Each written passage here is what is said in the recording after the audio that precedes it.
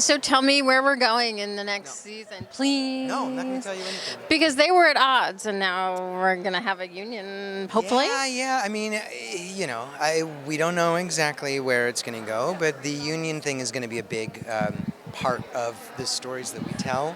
And there's a lot of others. There's some robots in there too. I know that sounds like a joke, but that's actually the case. But wait, isn't the show kind of jokey? There's also going to be jokes. No, there's a lot. It's weird to be on a kind of a fun workplace sitcom and to have actual cliffhangers and serious spoilers and heavy material, but that's where we are. So Yeah, I mean, it ended on a really heavy note. yeah, it gets heavier every year. It feels like. I feel like we definitely top ourselves with each finale.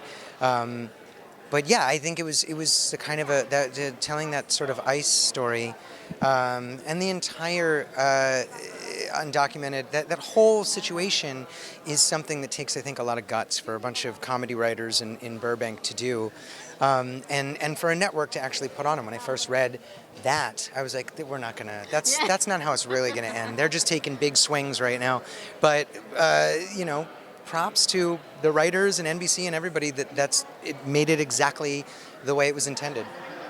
Where would you like to see your character go over the next season? It's funny, the creator of the show is nearby. I could just have this conversation with him. I'm very happy with where my character's going, and I know some of the kind of themes and ideas that we're going to explore with him this season. You don't get to learn a lot about Jonah. I feel like there's a lot of unanswered questions with him, and I feel like a lot of those are going to slowly start to be answered this year. Just background and what's he doing here and why and all that kind of stuff. I'm Ben's +1. Hi, nice. Hi, America. I'm Allison. Nice to meet you.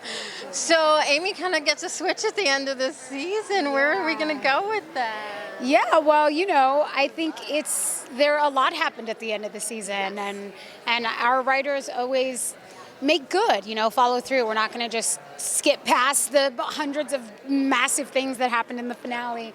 So we're going to explore that. We're going to explore what that means for Amy as a manager to want to form a union with her employees, and it'll bring a lot of new challenges for her as the manager.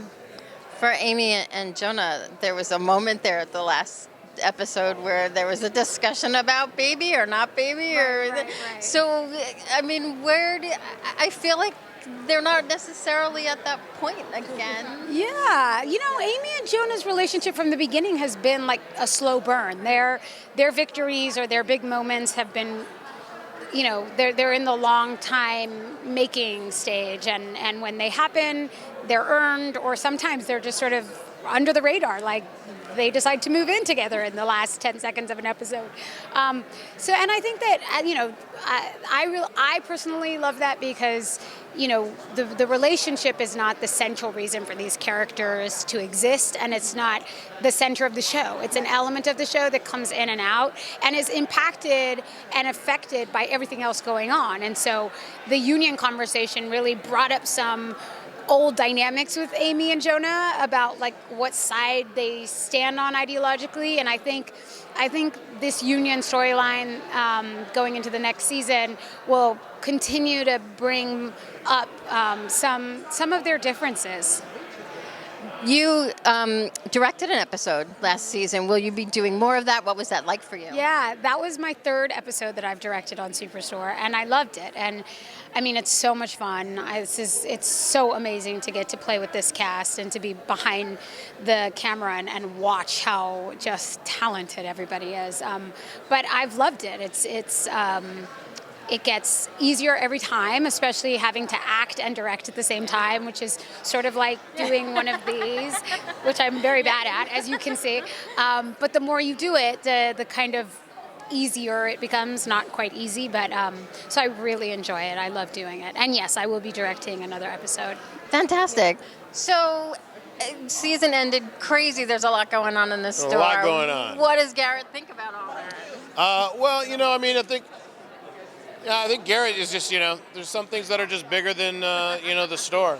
And I think a lot of times you have like these like real issues that people are kind of dealing with ebbing and flowing. But sometimes outside circumstances can push those issues to a really crazy level, and that's kind of where we are right now. Even the store isn't safe from the the things that are happening outside of it. I love the way that the show takes a humorous approach to a really serious subject, although it does end on kind of a down note a little bit. Well, for sure. The show's kind of rooted in reality. So we definitely try to have some humor with some serious subjects, but they're still serious subjects. Sandra's engaged! She is. It is a surprise, isn't it? Yes. It was a surprise to me, too. Yeah. So where is it going to take us to the next season? Is she going to be planning? Is she going to be looking through bridal magazines? I feel like she certainly is, dreaming about it. My question is she going to do it? I don't know. Ooh. I don't know, because Carol's still around, trying to get between me and my man. She's going to try. We'll see. Sandra, I don't think Sandra's going to let that happen. Yeah, I don't think she will either. She doesn't strike me. No. She's so quiet and reserved. Until. Yeah, I don't think it's going to happen. So talk to me a little bit about what went on with Matteo and the whole ice scenario. It was honestly such a sad scene for us to shoot. When we see him driving away in the van, those tears were real. We were like, but we can't have a show without Mateo. So we cannot have it. So we're gonna, I think, band together to figure this out. Keep our baby boy Mateo. Absolutely. I feel like they're going to go and break him out somehow. Yeah. Maybe Sandra will break through a wall or something. She'll just get really mad and then do something like that. Throw a trash can. Throw a car. I don't know. If you could sum up the new season coming up in one word, what would it be and why? Surprising, because I actually have no idea what's going to happen. They tell us nothing. They keep you in the dark? They really do. Even now, no. I mean, I've gotten used to the surprises week to week, but I got no spoilers for you guys. Talk to me about what it's like working with this cast, because I feel like you guys have such great chemistry that it's so much fun on set. It honestly is, this isn't fake. We love hanging out together, and we have such a good time, and it just makes it so easy, and it's us and the crew. We have such a great relationship with all those people who work so hard. It's a really fun job to have. All right, so Cheyenne and Mateo are really best buddies. So, I mean, this is really traumatic for her especially. Yeah. What's going to happen? I have no idea. Everyone keeps asking me that. I don't know, but Nico is a series regular, so you just gotta trust he's gonna be in those episodes. He's here, so we're hoping. Yeah, he's got to. I don't know, but I think that Cheyenne and Mateo will probably emerge being even stronger friends after this whole experience. She was supportive of him, and obviously she did everything that she could to help him avoid getting deported. But we'll see. Sandra and I were talking Kaliko. I want to call her Sandra. We're talking about having the group break him out. Yeah, that's what I was thinking would be really fun, but I don't know how realistic that is. So we'll see. But the planning would be hilarious. Oh yeah, anything could happen. Yeah.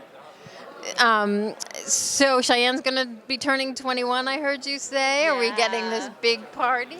I hope so. I want to wear a fabulous dress and have my daughter there, get drunk. Yeah, just all the things that 21-year-olds do. Yeah. If you could not have one job in that store, which job would you not want to have? Which job would I? Oh, probably cleaning the bathrooms. I mean, it's kind of an obvious.